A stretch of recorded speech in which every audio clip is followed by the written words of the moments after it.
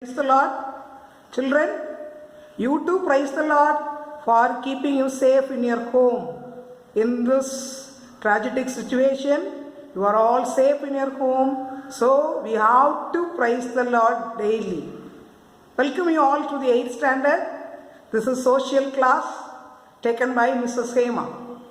People, are you interested in social? Don't fear.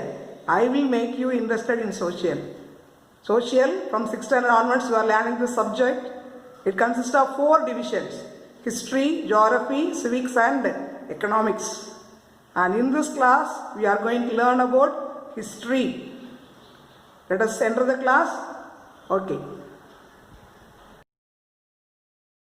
Before entering into the topic, just we will discuss about what is history first. What is history? Most of you say that history means we are writing stories. Yes, ma'am, for all the questions we are writing stories. No, it's not stories. You suppose if a question is put before you, what are the past important events in your life? Some of you may say that, ma'am, in 7th standard I got first rank in half-yearly. And some of you may say that, ma'am, I got a first prize in running, ma'am. And some of you may say that, ma'am, I got a best award for dancing. These are the important events happened in your life. If you ask your father or your friend or some of your relatives, they too say some of the events which are important in their life which occurred in the past. Like that, in society, that is in the world, in our country, and what are the past events happened. That is called as the history. So history means, it is derived from a Greek word historia. Historia means learning about the past. Historia means learning about the past. So history is not a story, it's a record of the past important events. And how can we learn through about it? We can learn through so many records.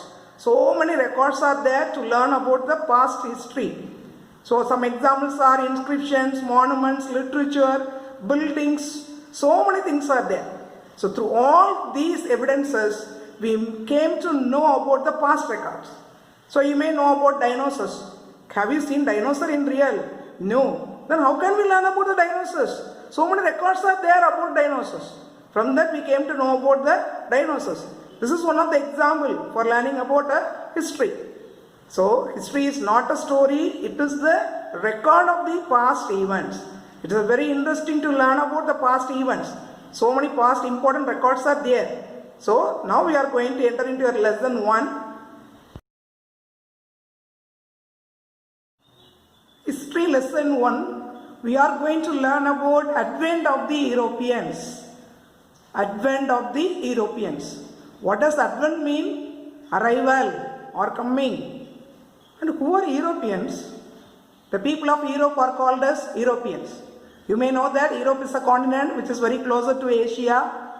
We are all Asians, and as we are living in India, we are known as Indians. Like that, the people of Europe are known as the Europeans. Advent of the Europeans. To where they come? They came to India. When did we celebrate our Independence Day? We are celebrating our Independence Day on August 15. From whom we get the independence? Have you think about that? From who? Why do we celebrate Independence Day? We got independence from the British people. Who are the British? Why did they come to India? Why did they take our country under their control? Everything we are going to learn. So the main topic of the lesson is the advent of the Europeans. For what purpose they come to India? How did India came under their control? And how did we got independence? Everything we are going to see about that. So before entering into the main topic, how can we come to know about these Europeans? There are so many sources are there about the modern India. And these sources help us to know the political, socio-economic, cultural development, etc. about our country. What were the political conditions in the ancient time and the medieval time and during the European people time and at present.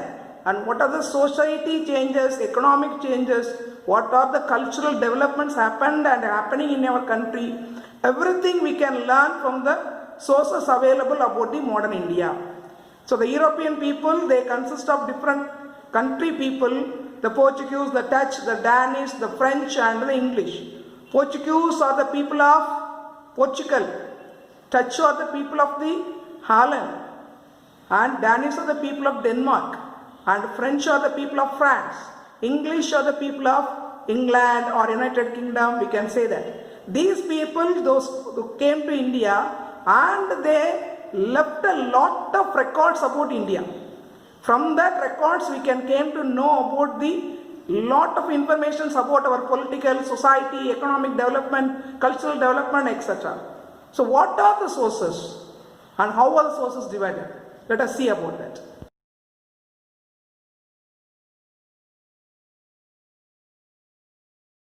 To know about the history of modern India, we have lot of resources. The resources are broadly divided into two headings as written resources and material resources. Now we are going to see about these resources in depth. First, written resources. Written means which are written by somebody else. So that is what are the written resources. Numerous books were there. After the invention of printing press, numerous books were printed to know about the art, science, literature and history of the past periods. So first written sources were the numerous books, and second written sources are the accounts of foreign travelers. So many foreign travelers visited India. They were so interested in visiting India because in the ancient time India was one of the prosperous nation in the world. Prosperous means with lot of natural wealth and goods. So many foreign travelers like Marco Polo, Fabian, Ivan Swan, they came India and they visited India and wrote lot of accounts about India. That accounts of the Marco Polo motivated the Europeans to come to India, especially to trade with India in the great natural wealth of India. So the written resources consist of numerous books on art, science, literature and history, and accounts of the foreign travelers like Marco Polo. And third sources, written sources, was written by a great man called by the name Anandarangam. He was a translator who worked under the France people. Translator means translating France into Tamil and Tamil into France or Telugu into French language, like that. So Anandarangam, who was the famous translator, works under the French. He written a diary from the year 1736 to 1760. So many diaries were written by Anandarangam. All the daily events which happened during the French period was written by him. So Anandarangam's record was one of the important one. And so many autobiographies are available in India. Autobiographies mean the leaders, those who have written their own stories, day-to-day events and the important aspects in their life were written by them. Like Gandhiji, Nehru, some of them have written their autobiographies. So that autobiographies are also useful for us to learn about the modern India and the history of India. And the government records. So many government records are there. From that also we can learn about the history, ancient history. So to learn about the history, especially the history of modern India, we have lot of resources. That resources were divided into written resources and material resources. And written resources consist of numerous books on art, science, literature and history, accounts of foreign travelers like Marco Polo and other people, Anandarangam, who was the translator and the French, and his diary written from the period 1736 to 1760. It gave us a lot of information about modern India, and autobiographies written by great leaders and the government records. And where can we find these books? The accounts of foreign travelers and the diaries, autobiographies, the government records. All these are preserved in a place. What is the name of the place? Is archive. Archive is the place where the government records are preserved. I told you that all the historical documents, that include the material documents and the written documents, are preserved in a place. Especially all the written documents are preserved in a place. Is called as the archive. What is archive? Archive is a place where historical documents are preserved. What is archive? It is a place where historical documents are preserved. What's the meaning of the word preserved? Which are kept in shape. That is called as the preserved. And who laid the foundation for establishing of archive? That is George William Forrest. Not Forrest, it is Forrest. George William Forrest. He was a man who was known as the father of national archives in India, because he was the first man who laid the establishment of an archive in India. So what is an archive? Archive is a place where historical documents are preserved, and who is known as the father of Indian National Archive? George William Forrest is known as the father of Indian National Archive. At national level, we have the National Archive of India, NAI. Its full form is the National Archive of India. Where does it locate? It locates in New Delhi. Normally, all the important national offices and national monuments, everything are located at our capital city. Which is the capital of India? New Delhi. So our National Archive of India, in short, which is known as NAI, is also located in New Delhi, and it is one of the largest archive in Asia. So we have to be very proud about that. That is, we have the National Archive, which is in New Delhi, is one of the largest in Asia. So just recall, what's an archive? Archive is the place where the historical documents are preserved. Who laid the foundation for the establishment of archive in India? George William Forrest. That's why how he was called as, he was known as the father of Indian National Archive. And where is our National Archive located? It is located in New Delhi. It provides lot of information about our history. So many records are kept there, and which plays an important role in know about the ancient history for us. And what's the specialty of our National Archive in New Delhi? It is one of the largest in Asia. National Archive of India is located in New Delhi. That is at the national level, which is our state. We are living in the state of Tamil Nadu. In Tamil Nadu, at state level also we have an archive, which is known as the Tamil Nadu Archive. In short, it is called as TNA. TN stands for Tamil Nadu, A stands for Archive. So the full form of TNA is Tamil Nadu Archive. It is also known as the Madras Record Office. Its old name was Madras Record Office. Later on it was changed as Tamil Nadu Archive, TNA. Where it is located? Capital of Tamil Nadu. Which is the capital of Tamil Nadu? Chennai. Indian National Archive is located at New Delhi because India's capital is New Delhi. Here Tamil Nadu capital is Chennai. So Tamil Nadu Archive is located at Chennai. And its speciality is, it is the oldest and the largest of South India. What is the speciality of Indian National Archive? It is the largest, one of the largest in Asia, but Tamil Nadu Archive is the oldest and the largest of South India. And it has so many records, lot of records are there about the European people, especially about the Dutch and Danish people. So much of records covering lot of periods were there. So Dutch records for the period 1657 to 1845, and Danish records for the period 1777 to 1845 are there in Tamil Nadu archives. And the first Tamil Nadu archive calendar, at that time it was known as Madras Record Office. Calendar means what are the documents available there. That is called as the calendar, not the calendar which shows the date. It is the calendar, what are the documents available there in Madras Record Office. Now it is known as TNA, was issued by Dodwell. He was the first person who issued the first calendar of Madras Record Office in the year 1967. So where is Tamil Nadu Archive located? It is located in Chennai. What's the speciality? It is the oldest and largest of the South India. And it has the records of the Dutch and Danish people for a long period. And who issued the first calendar of Madras Record Office? Dodwell, when it was issued in the year 1967.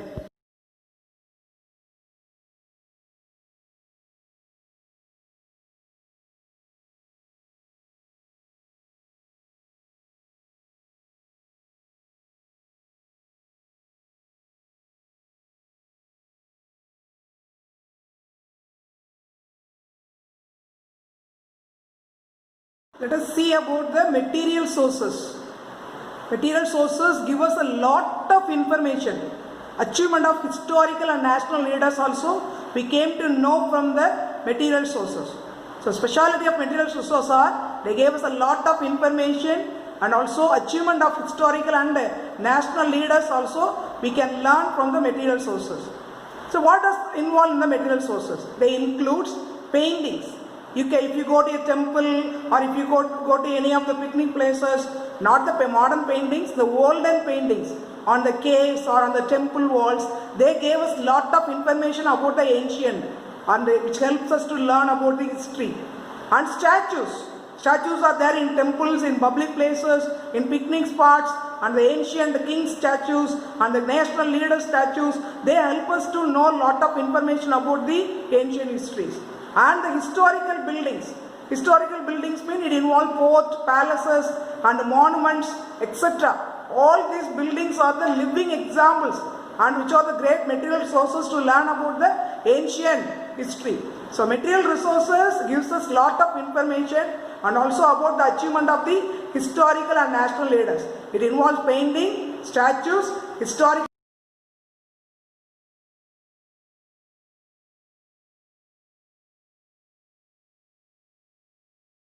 Next is coins. Coins plays an important role in knowing the administration of the old kings, the medieval time kings, and also about the modern king, British people. So all the administration we came to know from the coins issued during the particular time. So coins provide us a knowledge about administration in ancient, medieval and modern time. Especially in modern India, we are going to learn about that. The first coin was issued in 1862. You can see the coin in both the sides, some of the portraits are there or some symbols are there. Now recently in Indian coins, Indian emblem is there, which is the 4 lion capitals taken from the Sarnath pillar, and the year of issue and the value of the coin, everything is there. The first currency which was issued in 1862, it has the bearing of it bore the symbol of the Edward VII. And now in 1935 onwards, RBI, what is RBI? Reserve Bank of India. It has the charge of issuing the coins and currency. When did Reserve Bank of India take the charge of issuing coins? 1935 onwards. So the first paper currency was issued in 1935. That is the 5 rupee note. In the 5 rupee note, there was a portrait of the King George VI. At that time, British was ruling India. So there was a portrait of King George VI was there in the 5 rupee note, which was issued by Reserve Bank of India in 1935. And the last material sources is the objects in museum. I think you have a visit to museum in your life. I think in the past periods, some museums, even that's a museum in Tirunelveli. Have you seen that? What are the objects there in the museum? The objects which are used by the old kings, like swords, daggers, and some of the war equipments, everything was kept there. They also gives us lot of information about the ancient time, medieval time, and modern time. And the biggest museum of India is the National Museum, which is located in New Delhi.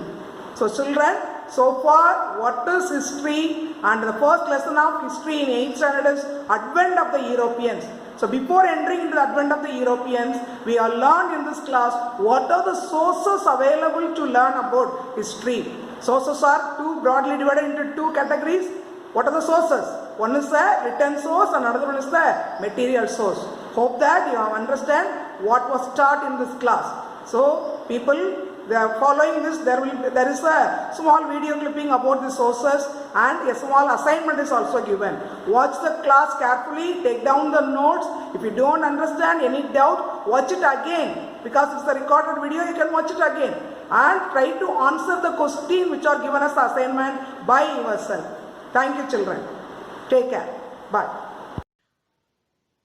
Now you say, what are the sources that help us to learn the past incidences that took place? How do we come to know about the ancient history of our country? Do you know? We came to know by palm leaf manuscript, pottery imprints, clay imprints, books, paintings, coin, etc. We can classify the sources into 2 major categories. They are material sources and written sources. Both sources help us to know about the history. Under the material sources, we are going to discuss the topic paintings, statues, historical buildings and coins. Examples for paintings rock paintings and cave paintings. These paintings help us to know the people and the weapons used in Old Stone Age. Second one, statues. Statues have been produced from prehistory to present. They are very useful to know about the achievement of national leaders and historical personalities. Third one, historical buildings. With respect to culture, old buildings, forts help us to understand the history that occurred before we were born. St. George Fort, St. David Fort, St. Louis Fort, St. Francis Church, India Gate, Parliament House, President House are the best examples of Indian architecture. Initially, there is no coins. People followed a barter system. Barter system is nothing but an old method of exchange. People exchange service and goods for other services and goods in returns. Coins are a good source to know about administrative history. The first coinage in modern India under the crown was issued in 1862.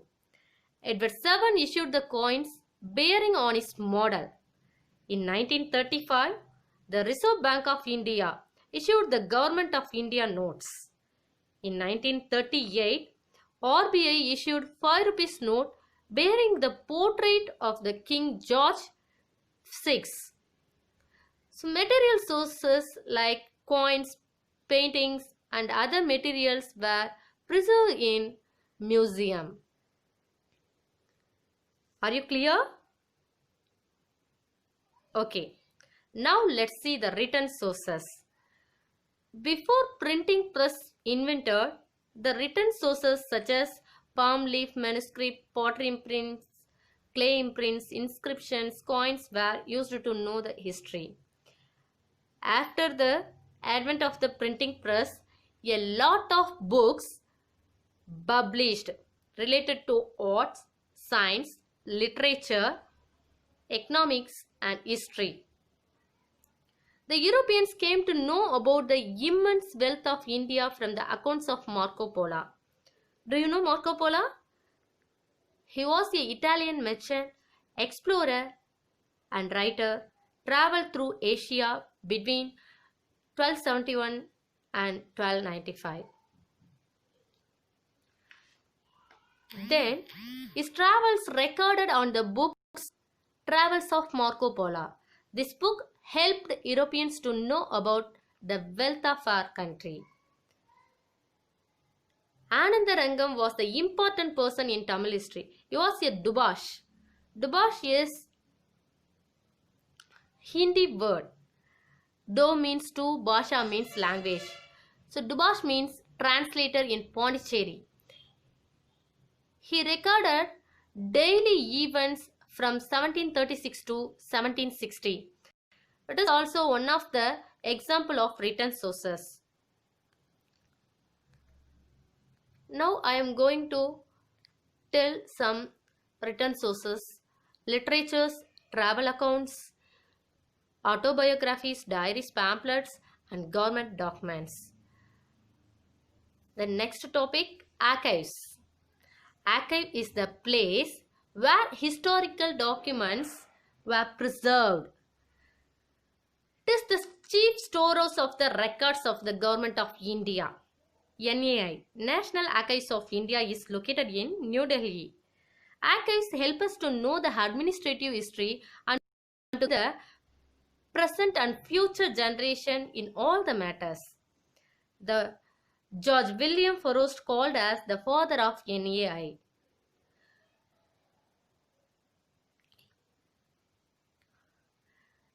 Madras Record Office is also called as TNA, Tamil Nadu Archives. So already you know, archives used to store, preserve historical documents. So TNA, Tamil Nadu Archives, used to preserve the documents related to Tamil Nadu. The most of the documents in Tamil Nadu are in English. Few documents are in Dutch, Danish, Persian, Marathi, French, Portuguese, Tamil, and Urdu. TNA has 1642 volumes of Dutch records cover the period from 1657 to 1845, and it has Danian records from 1777 to 1845. In 1917, Dodwell issued the Calendar of Madras to record daily events. Now, I am going to ask one question. Can you differentiate archives and museum? Both the things we discussed. Yes. Archives help us to store written documents. They are not open to public. The corresponding officials or the person who get permission from the concerned authority can view the documents or archives. But museum help us to preserve materials. They are open to public. Anyone can see. Clear? So far we have discussed kinds of sources, that is material sources and written sources, and difference between museum and archives.